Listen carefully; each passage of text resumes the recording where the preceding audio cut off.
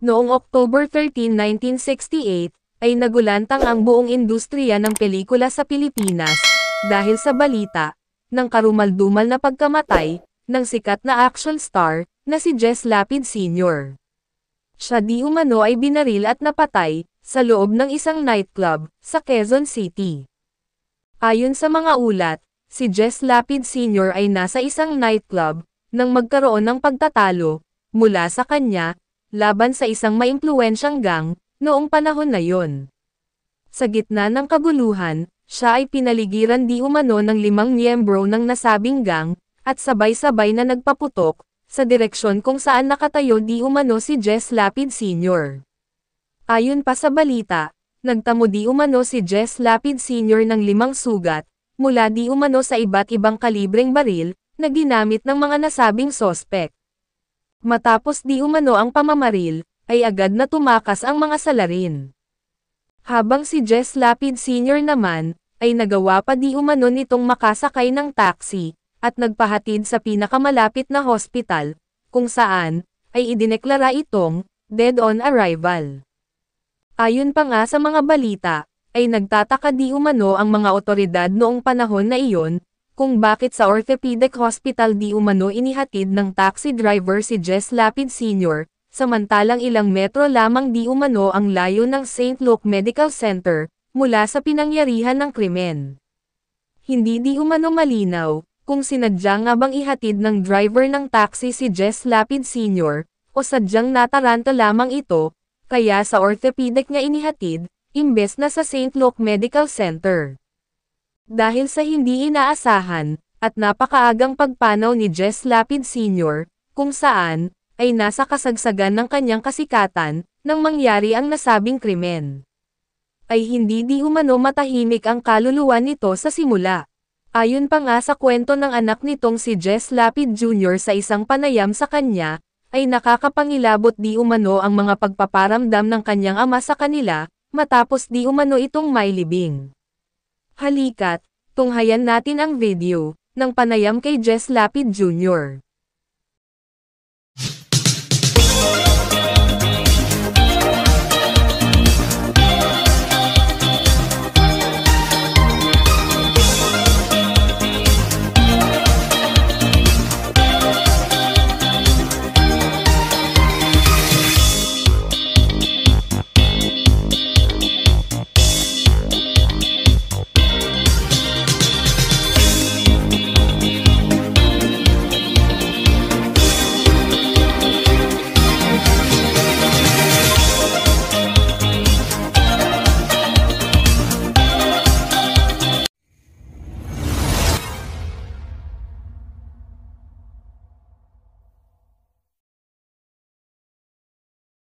Isang paalala. Ibig ko lamang pong ipabatid sa mga taga-subaybay at manonood ng munting channel ko, na ako po ay hindi eksperto.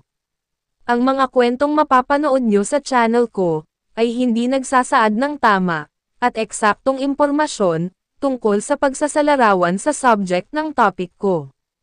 Ito ay bunga lamang sa aking mga pananaliksik.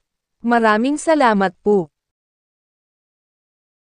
After his death, yan, so lumipat kami dun sa pinatayo niyang bahay. So sad to say, kasi hindi niya natirhan yung bahay niya, nagpaparamdam siya doon. Hindi nga. Napakalaking bahay. Paano? Nandiyan yung ang daming kwarto. Lahat kami sa isang kwarto lang natutulog. Tapos pajama namin pula. Bakit pula? Hindi ko alam, siguro pangontra yata yun. Okay. Ano, tama ba yun? Okay. Kasi may mga bawang, may walis. May mga gano'n ka nakikita. Sinasabit ng mother ko. Tapos, Mga auntie ko, gano'n. paano paramdam ginagawa niya? Una, yung bunso namin, ano lang siya noon, parang 11 months old. So, nag-umpisa pa lang yan gumagabay, di ba? Lalakad. Kaya ano ba yung mga TV dati, yung mga Zenith na portable na CRT, di ba? CRT ba tawag doon? Detubo ba yun? Tubo, yung mga gano'n. Nabagsakan yun. Yung baby? Ah, Tapos, yung bunso namin si Wed. anong nangyari? Pagbagsak ng TV ganun, parang wala lang, nakangiti pa yung sister ko. Huh? So, ibig sabihin, May sumalo. may sumalo. Tapos yung mother ko, pag nag-shower, may yumayakap. Ew, di ba? Shower talaga. Di ba? Tapos, Nararamdaman niya na ano. Yes. tapos yun sa mag-aayos ng mga gamit, yung mga personal niyang gamit, gagalaw yung picture. Napuputol kasi minsan papasok yung auntie ko sa room. Ang pinakamasaklap yung sa akin, Ano nangyari? sa inaraw-araw, no? Sa ginabi-gabi pala. Lagi ako na nag-iinip, sinasama niya ako. Tapos may panaginip? Sinasama sa natutulog, parang, so hindi ko naman alam na natutulog ako eh. So sinasama niya ako. Ako naman, pinipigilan yata. Parang gano'n. So pina-check nila kung may kapitbahay kaming psychiatrist. So wala naman daw problema, wala naman akong tama. Wala naman akong tama.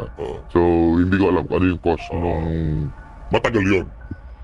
matagal din. Matagal. Matagal. Recurring dreams. Oo. Tapos, medyo delikado nung mga panahon na yon. So, natigil ako sa school. So, 2 beses ako nag-prep. Dahil doon. Dahil may security kami sa bahay. So, eto ang maganda dyan. Yung mga security namin. So, nakikita nila yung pool gumagalaw. Gumagalaw. Kahit nakahinto yung di ba, filter, parang gano'n. Yes, nakatigil ang filter. Oo. Gumagalaw, parang may naliligo. Gabi eh. Parang may naliligo, gano'n. Yes, gumagalaw ang tubig. Pagkatapos, may footsteps. Oh my God. Ibang klase. Tapos yung suit ni Airpat nakasampay sa bar. Kaya walang tumatagal sa amin na security noon. Oh my. Tapos mga kung ano-ano pang mga kababalagan na kinakatakot ng security. Hindi kayo nagpadala ng parang tao na pwedeng makakausap ng mga kaluluwa, yung mga medium, malaking kinuhang gano'n. Hindi ko matandaan eh. Wala na. Hindi ko alam eh. Pero umalis din kayo sa bahay niyo. Umalis kami nang dahil doon. Dahil doon. Pina-rent muna. Pina-rent tapos eventually after ilang years binenta. Nakikita mo pa yung bahay ninyo. Oo, minsan pinapasila namin. Oo. Yung bahay natin. Binubulto pa kayo. Yung bahay natin. Binubulto pa kayo nakatira. Kailan ko nandun po siya. Tapos pagbababa ka dun sa pinaka-office niya, kasi nandun lahat ng pictures niya, yung mga holster niya.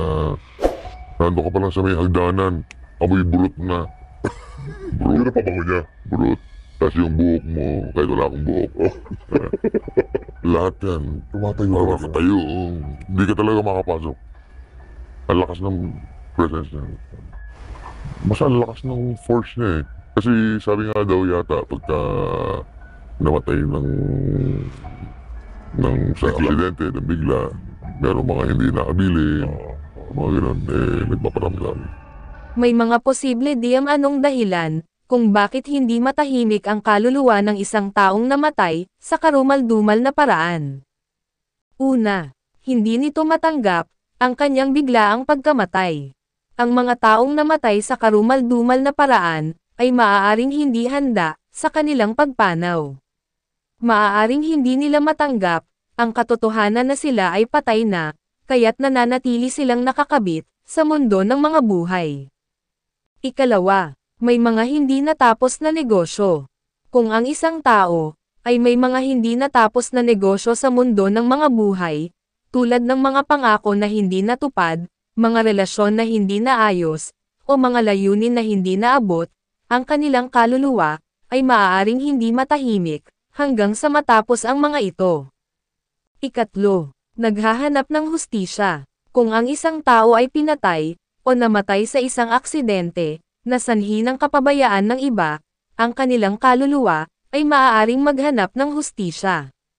Maaari silang magpakita sa mga tao na may kinalaman sa kanilang pagkamatay o gumawa ng mga bagay upang iparamdam ang kanilang presensya. Ang biglaang pagpanaw ni Jess Lapid Sr. ay nag-iwan ng malaking puwang sa industriya ng pelikula. Kilala sa kanyang mga action-packed na pelikula at karisma sa screen, siya ay isang idolo para sa maraming Pilipino. Ang kanyang mga pelikula ay patuloy na pinapanood at pinahahalagahan hanggang sa kasalukuyan, na nagpapatunay sa kanyang legacy bilang isang tunay na action star. Sa kabila ng mga taon na lumipas, ang kanyang biglaang pagkawala ay patuloy na nagpapaalala sa mga tagahanga at sa industriya ng pelikula ng isang talentong nawala ng maaga.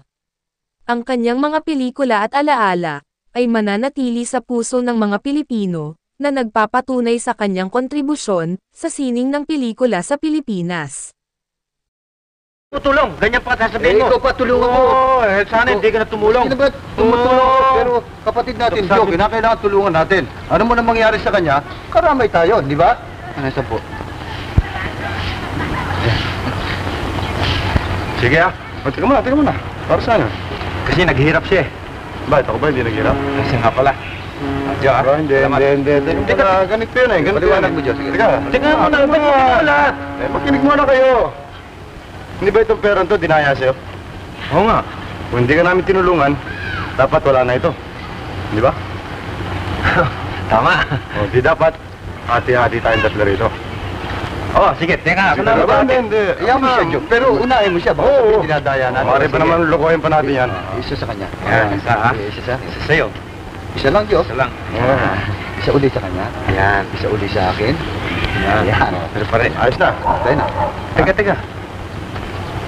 20 lang ito ah. 30 yung sa'yo.